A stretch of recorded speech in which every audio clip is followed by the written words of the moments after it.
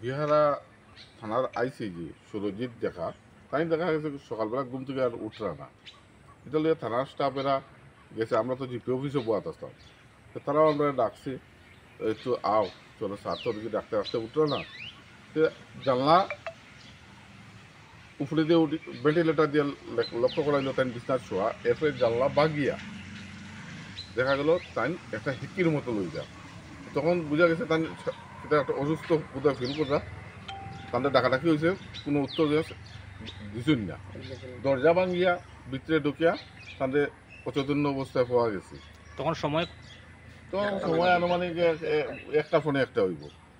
তখন সকলে আমরা ধরা পুলিশ স্টাফও আসছিল, আমরা দৌড়াদৌড়ি করে লগে লগে সোনাপুর যে স্বাস্থ্যকেন্দ্র, যে প্রাথমিক স্বাস্থ্যকেন্দ্র যেটা আছে ইন লইয়া গেছি, গিয়া ইন ইঞ্জেকশন টেঞ্জেকশন দিছে। দেওয়ার পরে যে ডাক্তারে তখন অক্সিজেন লাগানোর কথা বলছি যে অক্সিজেনটা লাগাও, কিন্তু দুর্ভাগ্যের বিষয় এমন ব্যবস্থা আর এমন তারা যে তারা 20 মিনিট ট্রাই করিয়া অক্সিজেনটা পর্যন্ত পেশেন্টের লাগাইতে পারছে না। পরে এইরকম সিরিয়াস পেশেন্ট ডাক্তার কাছে অক্সিজেন লেভেল খুব কম,